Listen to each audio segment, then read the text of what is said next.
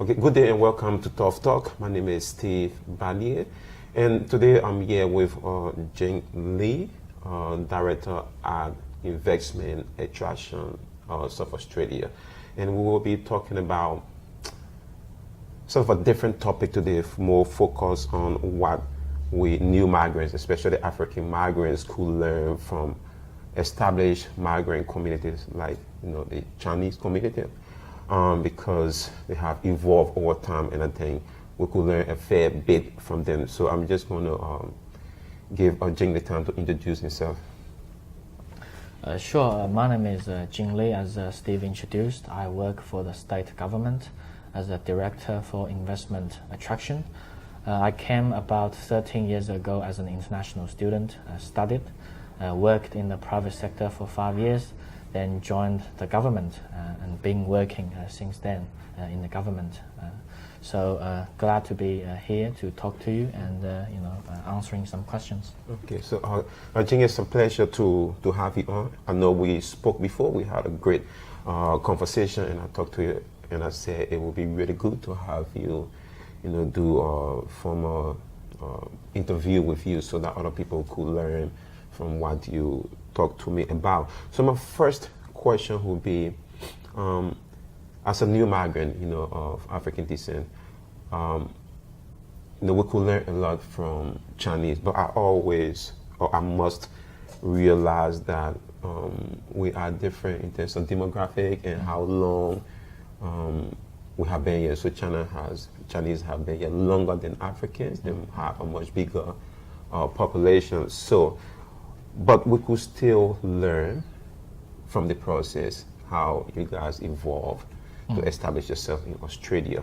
So my question then is, looking at different waves of Chinese migration, or could you talk to us about that, and especially how you guys evolved, Sure. And what can we learn? Well, I think when you talk about Chinese migration, they came in a number of different waves, right? Initially, they came to Australia for the gold rush, because there's not enough land to feed people, so they come to Australia looking for a better life. That's a couple of hundred years ago. Then, recently, you see a number of different new waves. You saw some of the political refugees. Then, you saw the Chinese government sending PhD students, fully scholarship, with full scholarship by the government to study in Australia. Then later, you saw international students. Then also, in conjunction with that, you saw a big number of business migrants coming from China.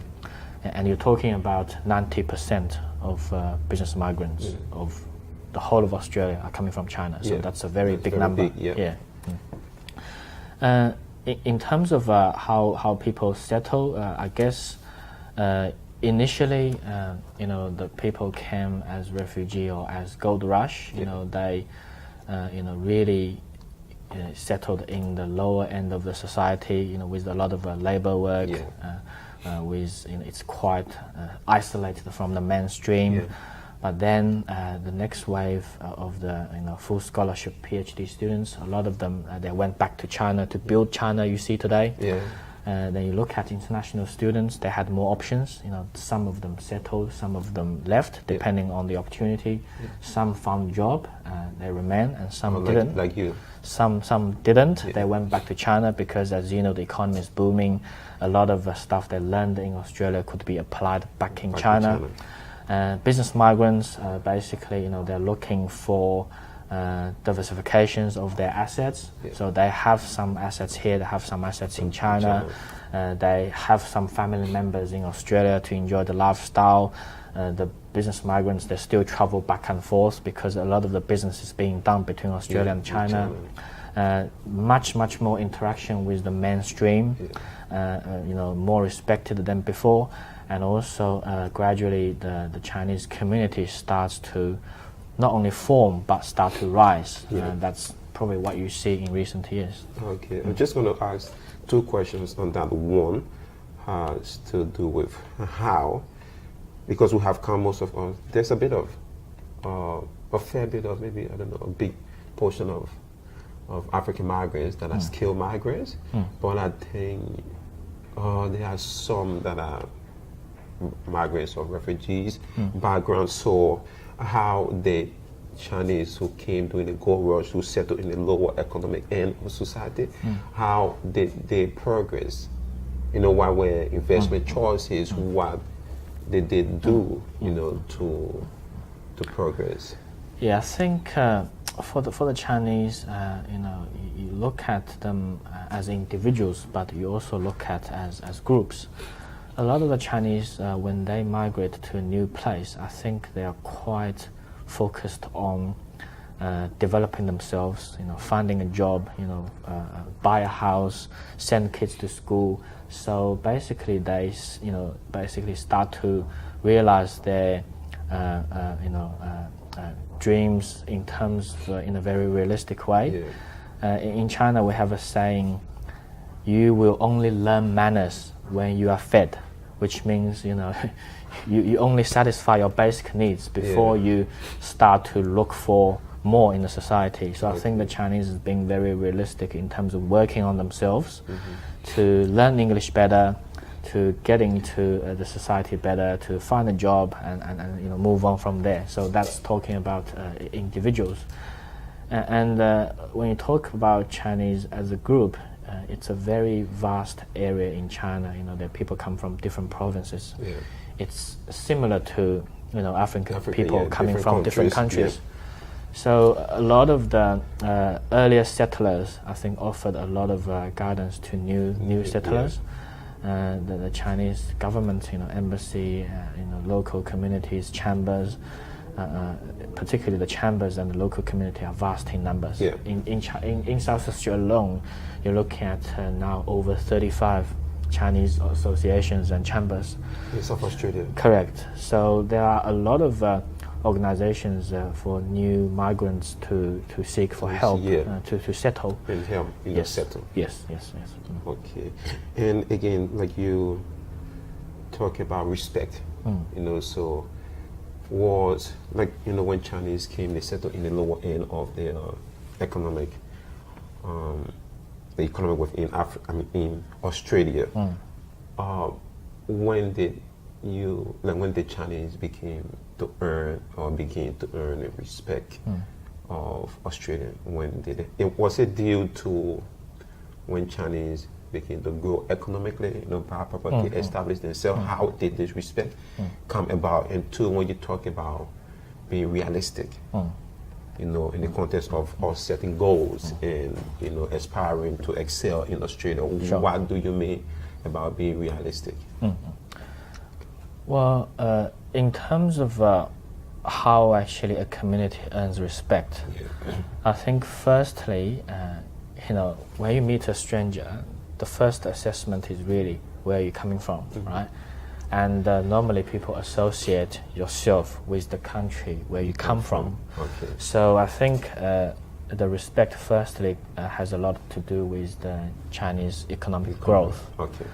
And for smaller countries, you know, you might not achieve the same economic growth. However, you could still have something that people would admire to and could point to. For example, if you look at smaller countries such as Korea, you know, it's much smaller than China, but Korea is famous for its electronics.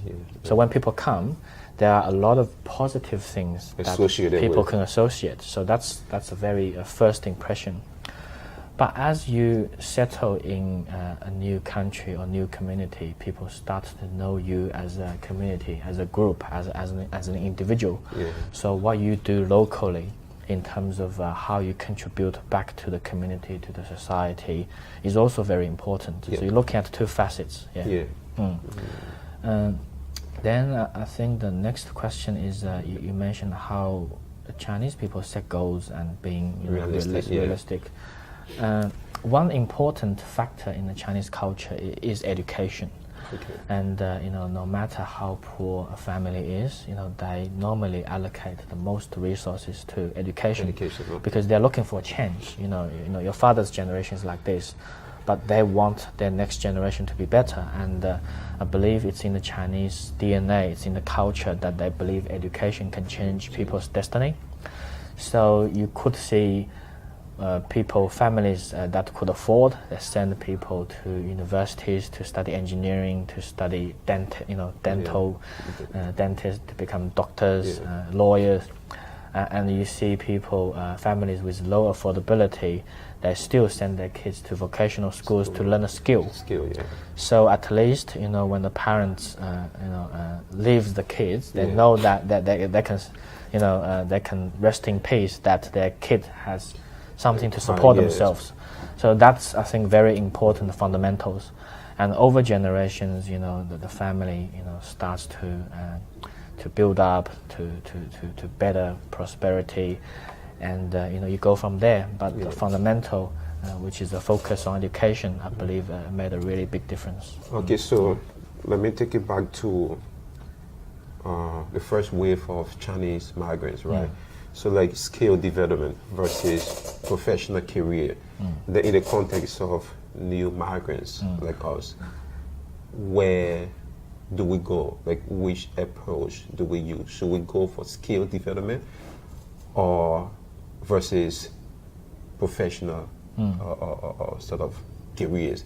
So do we say, let's train more plumbers, let's train more, medicines, let's, develop skills? Because there have been arguments that, skill development will fill you sooner, will give you jobs, because you have the skill to provide necessary needs rather than a professional career where sometimes you may end up being unemployed or not. So as during the first wave of Chinese migration, did you guys go for skill development over professional development or skills? It's quite depending on the demographic of the community. Like in the early days, when the new migrants come, they had a lot of limitation in terms of their language skills, and then a more practical learning in terms of vocational education is probably more appropriate. But as the community developing their language skills, then you go for professional development.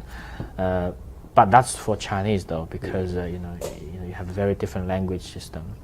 But for a lot of the people coming from, for example, India, it's depending on the personal circumstances, your interest, and the family, financial situation. So I think it's a free choice in this country.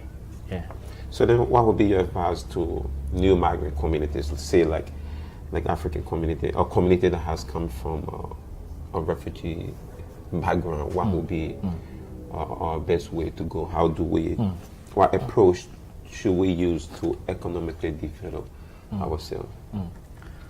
Well, I think the Chinese community certainly can offer some learnings, but I can also point to another community which I think have been doing extremely well, is the Vietnamese community. Yeah, sure.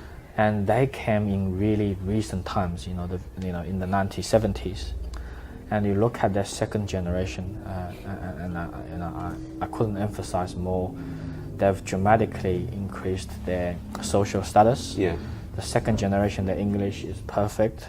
Their professions are really very at the top of the society.